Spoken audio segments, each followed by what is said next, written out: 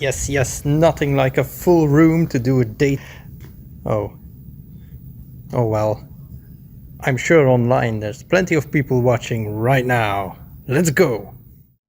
Hello and welcome to another Data Miner Kata. That's right, I'm here once again with a guest remotely. As you can see, they're not behind me or next to me anywhere. And we'll be bringing you some more thunder today. We have a brand new guest, hasn't been here before, so maybe we'll start with a little introduction. So, hello, welcome on the show, and tell me a little bit about yourself. Who are you and what do you do here at Skyline? Hello, how are you? My name is Maria Correa, also known as Terry, and I'm a software developer here at Skyline. All right. So you've been working as kind of for a few years now, I'm guessing? I've been working at Skyline for a little bit over a year. Okay, a little bit over a year. So Yeah. um, very much appreciated that you can make some time for us to come on this, bringing the thunder, making a tutorial, preparing all of that, and getting something nice for us. So you've prepared a nice topic. What have you got for us? What are we going to be looking at today? Yes, of course. So today I'm going to be talking about the Smart Trap Processor. And this is a very powerful tool that allows us to filter and process traps that can come from different SNMP devices. Right. And the fun thing about this tool is that we can make rules to be able to process different ones that we want to focus on. So, for example, SNMP devices will Mhm. send traps for all kinds of system events, but sometimes we want to focus on specific ones or we want to filter out too much volume to prevent alert fatigue from SNMP devices. So this is a perfect tool for this. Okay, so SNMP traps. So trying to remember my older development days here for drivers. So simple network protocol. So it's a protocol for communication. Generally, you poll things using an identifier to say, "Hey, device, give me information." But with Correct. traps, it's the other way around. It's the device who is sending information, and that can happen at any speed that the device wants. And data miner just has to kind of gobble Read it it all in. up. Yes, read it Yes. all in. So this I saw in the background there on your screen, you've got a DMAP there. So I'm guessing the prerequisite is to install that. Is that a prerequisite for just using this smart trap, or is it just for the exercise you've got for us, or how is that? This one is specifically for the exercise that we're going to be working Yeah. on today, but we do have another one that is just for the tool Yeah, itself. for the tool itself. So Okay. this one is for the tool, and then I made this one specifically for today's exercise. Great. Okay, perfect. Um, do we need any specific data miner version that you're aware of, like a minimum requirement, or not that you know of? Not that I know of. The Mhm. easiest way would be to spin up a DAS data miner, and you can Yes. deploy it there, and it'll work out of the box. Yeah. Okay. Yeah. Perfect. So, yeah, for people who are following along, if you don't have a staging setup ready to go, feel free to indeed spin up a data miner as a service, a DOS, and then we'll probably be able to get going by installing this application package. I'm guessing. So I'll leave this up to you. So I'm guessing we're gonna jump right in there, or anything else of a prerequisite, or are we good to go? You think? We are good to go. So all we need to do is just deploy this training package that we have Mhm. here, and I already have it installed in my DAS system. Yes. And once we have it installed, we have to just make sure we have these elements here installed. So what this package is going to do is going to install a view called Smart Trap Processor, and inside the view we have the Smart Trap Processor elements, which is the Mhm. tool. And I also added a trap simulator, which Ah. is what we're going to be using to send traps to our elements, and as well as a Smart Trap low code app. Mhm. And this is great because it's an easy way to access it probably. access it and to display everything in All a right. pretty manner over here. Yes. So Okay. let's get right into it. The first thing that we're gonna do is we're gonna open up the app and we're gonna go into the settings page so we Okay. can start configuring our traps. So the first step is gonna be to configure the trap IP sources. In here, you can put in the IP source of where the SNMP traps are coming from. In this case, we're gonna set it to our local host, which is gonna be 127.0.0.1. Because And simulator, yes. correct, yes. Yes. And you can also put more than one with comma. But in this case, we're just gonna use one. So that's gonna be our IP source. So for the next step, we're gonna look at the rules table. So in this rules table is where we're gonna configure what type of traps we want to allow our system to process. So we're gonna add a rule here, and that's gonna add a row to our rules table. And Okay. the first thing that we're going to do is we're going to Go on the on the rule. yes. Yeah. So the rule table is going to be filtering out a little more of what comes in. So we've started with the source, which was the IP, which is saying, okay, this device on that IP or a service on that IP is going to send us traps. And now we've added this row here, which we can then use to further filter things. All right. Yes, correct. So the first thing that we're going to do is we're going to enable this rule. So we can have several rules enabled and disabled, however you wish. But this time we're going to set it to enabled. And then we're going to set the rule type to regular. There's two different types of rules, one heartbeat and one regular. And the reason for that is there's two different tables that we have, which is the process message table, which is all the regular traps. And then we also have a heartbeats table.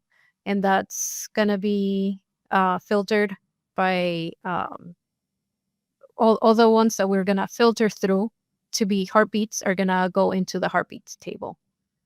Yeah. And since we're going to set it to regular, for now, we're going to skip the heartbeat interval. And I'll go into this later on into the tutorial. And for the priority, we're going to set this to priority 1. Yeah.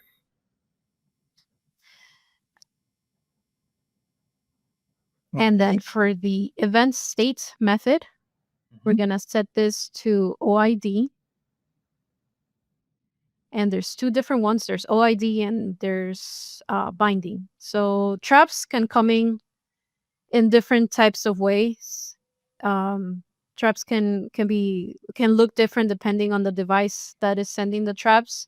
So some traps have the information of alarmed or clear events based on the OID, and then some have that information on the bindings of the trap. So we have the option to filter through those two different types of traps. Okay, so the two different structures for clearing or setting or getting a new alarm or clearing it can be done through those two options. Yeah. Okay. Correct.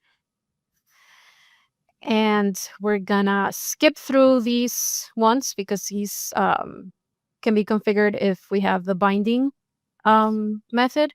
So we're gonna skip through the event state binding for now and the binding value set and the binding value clear. Yeah, focus and on then OID.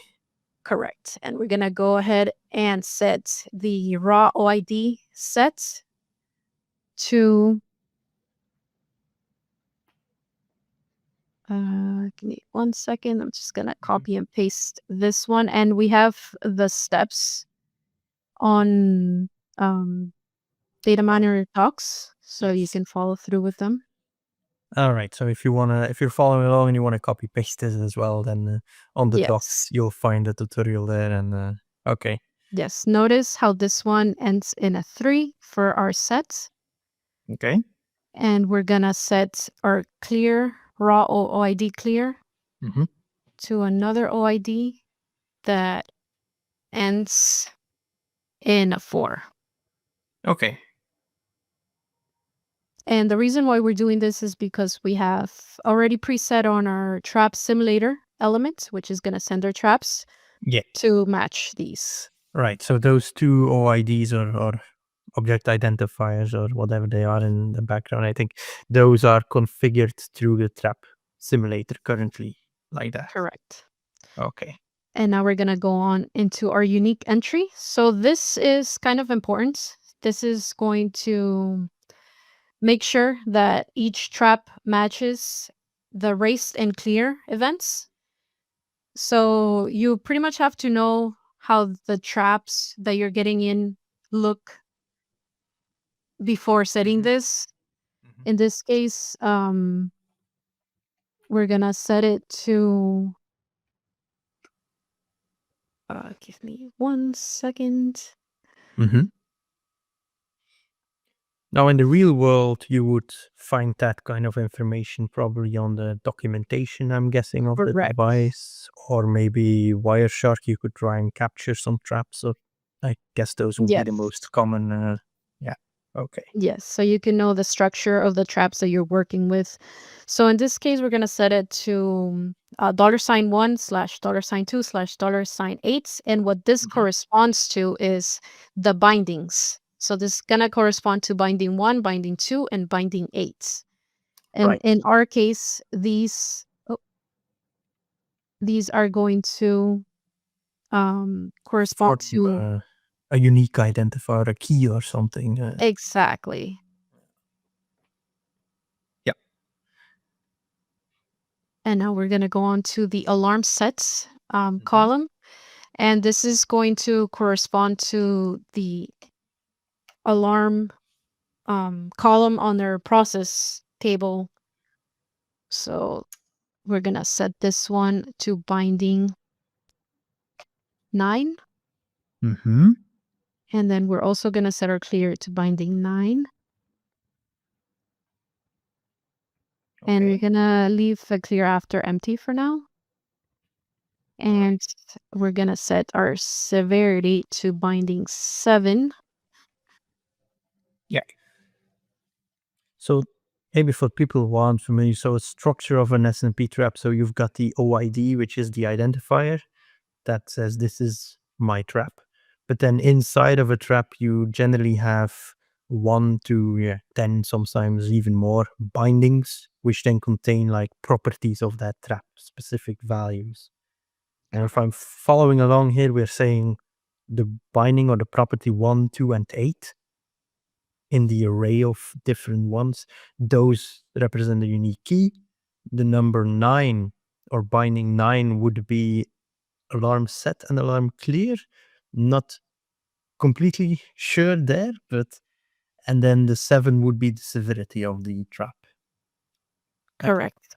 Okay. And the fun thing about this is that we can go into the bindings and also filter through the bindings and use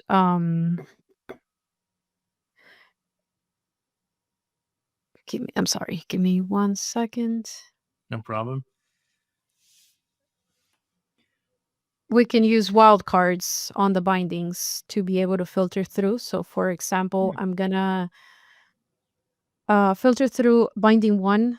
Mhm. That's gonna equal to source 1. Okay. And you can put source and then an asterisk, and then that's gonna filter through anything that starts with source, Yeah. or put an asterisk in the front, and then it's gonna filter through anything that starts with anything and ends in source. So it's Yeah. very generic. Yeah, cool. So indeed, if you've got one binding there with a wildcard or just source 1, that means every other trap that doesn't have source 1 in that first binding is going to be dropped or ignored, I'm guessing. Yes, Oh, correct. Cool. Alrighty, so we already have our first rule. This is gonna be our first rule, and then we're gonna duplicate this rule. okay. And we're gonna change a Button. few things. The first one is going to be that we're going to change this to our heartbeat type. So this one is going to go to the heartbeat table. And we're going to change our heartbeat interval to be, let's change it to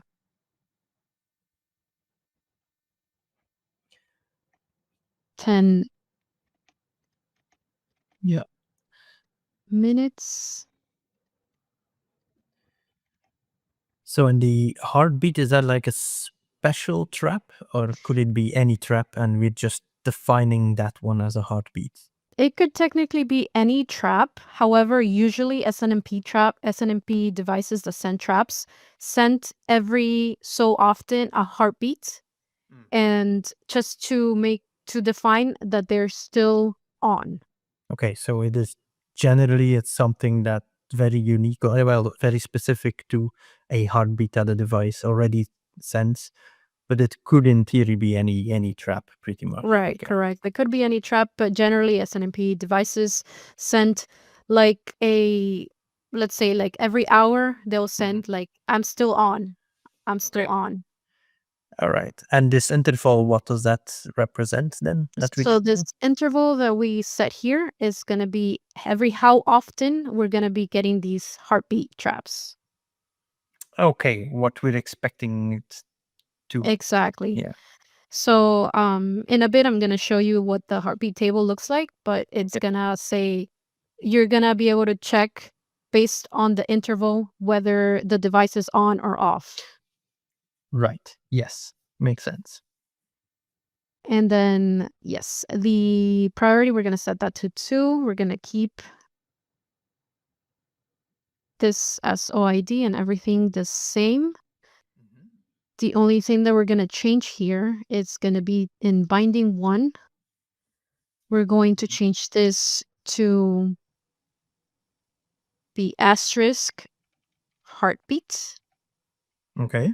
So then what this is going to do is going to filter in anything that ends in heartbeat. Mm. And then for the next step, we're going to go into the source name table. And the source name table is optional. This pretty much sets the name for the source name on the process table, Okay. process message table. All right. Okay.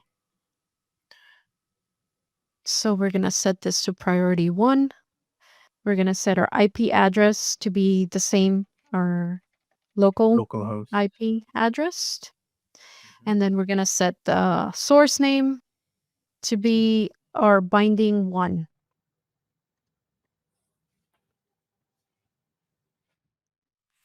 Okay, And so it's taking the source name out of the binding that we get in the trap itself. Okay. correct. And you can also, similarly to the rules table, add different bindings, but in this case, we're just going to leave it blank for now. And we're going to go on to the next configuration, which is going to be our source IP name. And similarly to the source name, we can configure this for the source IP name of the process message table. So again, for our IP address, we're going to set this to be our local address. And then for the source IP name, we're going to set this to test trap for now. Okay. Could that one also be a binding, or is it always a static value there? So this one is going to be a static value. This one Okay. is not going to let you do a binding. All right. Okay.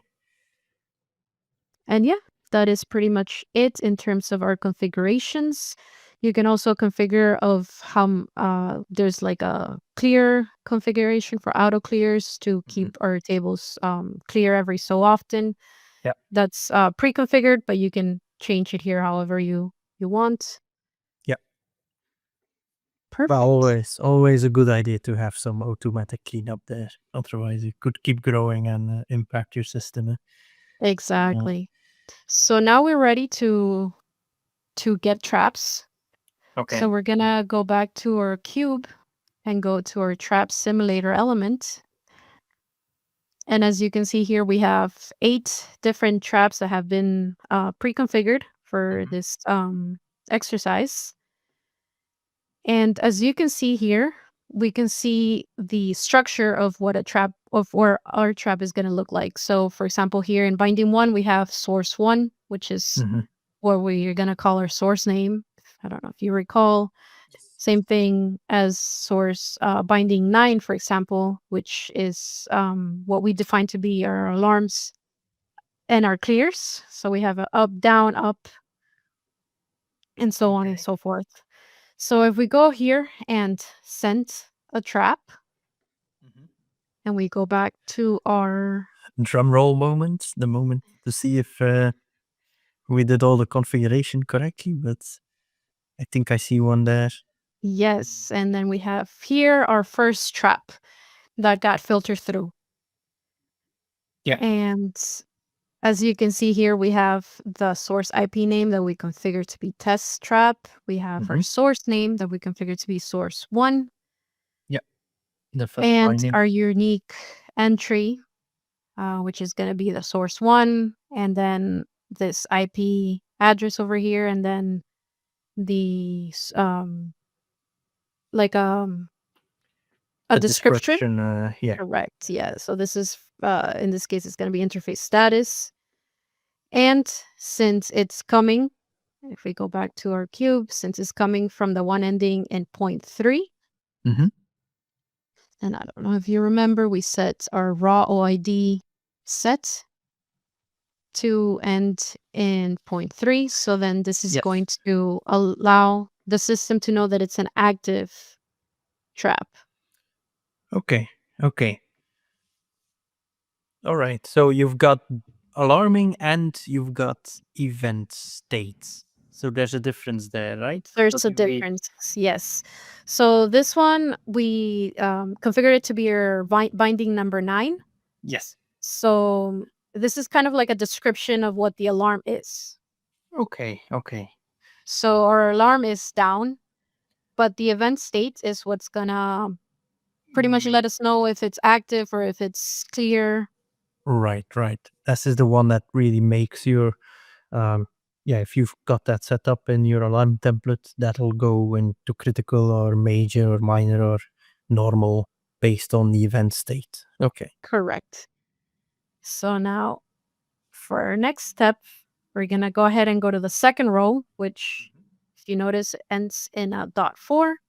And if we send this trap, that should clear it, right? If I've been following around. Should clear it, exactly. So now we have here a cleared alarm, a clear trap, and our alarm description is up. So that means that the interface status is in up.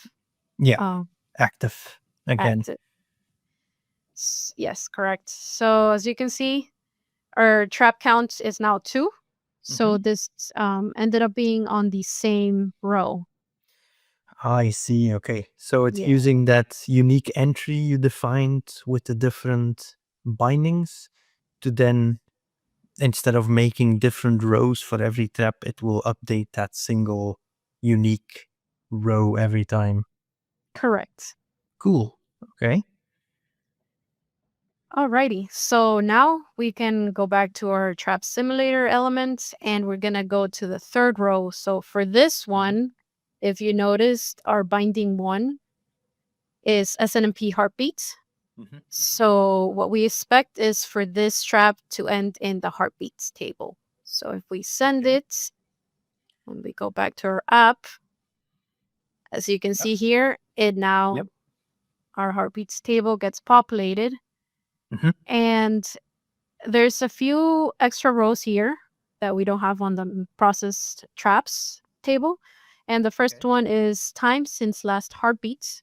So this is going to update every so often to let you know when the last heartbeat that we got that matches a unique identifier was received.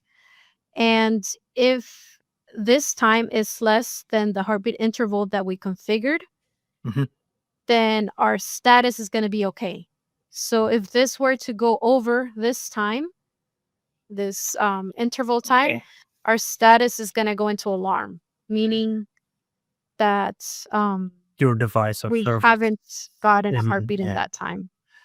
Yeah, which might indicate a problem with either the network or your device, or something's gone wrong there where you don't have that heartbeat coming in anymore. Okay.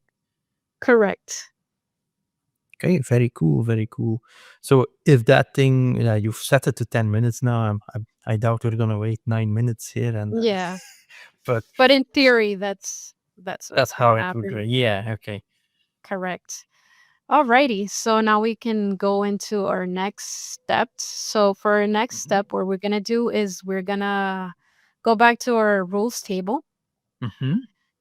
and we're gonna change this first rule that we configured Mm-hmm. to source asterisk. So remember how I mentioned how we can use wildcards? So if we were to change this to source asterisk and we were to go back to our trap simulator element and we go to the fourth row, no, I'm sorry, to this row over here, to our fifth row, we see that now the source is a different source, is source 2. So if we were to send this trap, it's going to create a new row, since for our unique identifier, we used the first binding We included to binding. be part of the unique identifier, correct? Yep. So if we were to go back to our processed traps, we now see a new row of our new trap, which is a different source and a different description over here. So yeah, so this is pretty much how it works. It is very generic, very configurable. It's pretty intuitive as well. If you know a little bit about traps, then you can pretty easily go through that configuration. And I think it's a really nice and simple tool, for example, to debug also, and to check what is happening, what our device is sending. And so that's a very interesting tool and exercise, to be fair. Yeah. Was there anything in particular you still wanted to show us, or should we tell them to take a screenshot of something in particular to then give them their DevOps points for following along? Or Yeah, they can take a screenshot of this. There is an extra step. I don't know if we have some time to configure. It's going to be pretty much the same thing, but it's going to be configuring traps that instead of looking at the OID, we're going to be looking at a binding. oh well, I don't know if I think we still have a few minutes. We can probably go through that maybe. Yeah, let's try and speedrun it. But because I am interested to actually see it. So Cool. what have you got for us? Alrighty, so let me go back to here and let's clear this table. So we can clear this table very easily in our cube element, just so that we don't get confused with the other traps that we already received in here. And if we were to go back to the rules table, we're gonna go to the event state method and change it to binding.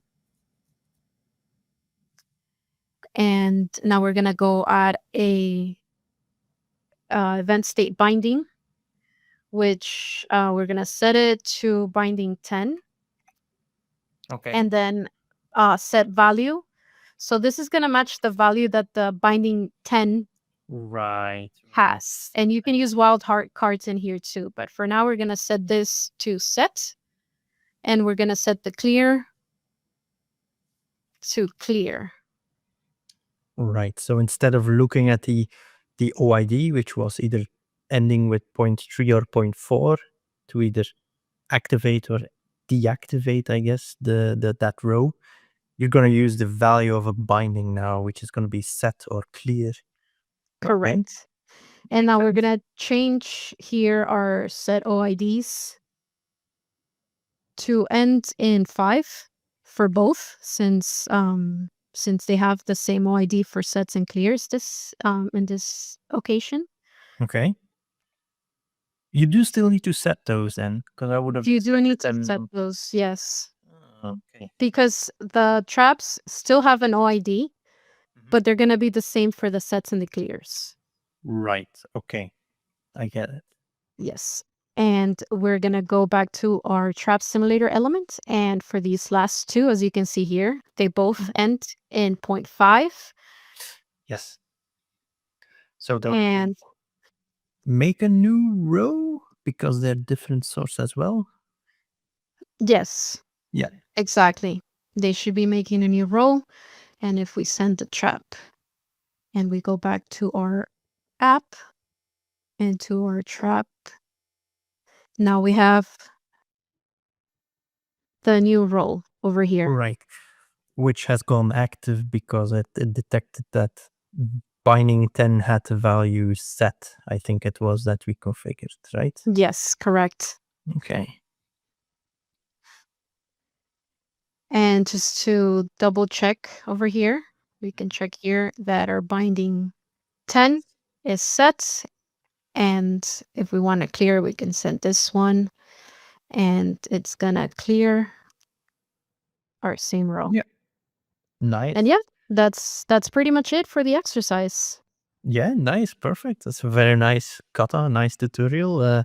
Explains a lot about traps, explains this tool and how easy it is to configure it. So yeah, I'm very grateful you took time to prepare this and show it to us. It's definitely something that can be very useful when developing connectors or when you want to just have a look at what the devices are sending through that protocol. So Yes. really great, yeah. Okay, well, again, thank you for making the time for this. And I'm gonna guess everyone watching, take a screenshot of what we showed earlier and what you've been doing yourself. Play around with it a bit as well. If you send that in, we'll give you your DevOps points, which you can use in our shop, of course. Other than that, I think we'll just say goodbye here. I'll tell you one more thing. If you're watching from YouTube, don't forget to like, subscribe, ring that notification bell so you're always aware when we make any new videos. But beyond that, I think I'll catch you all on the next one then. Goodbye.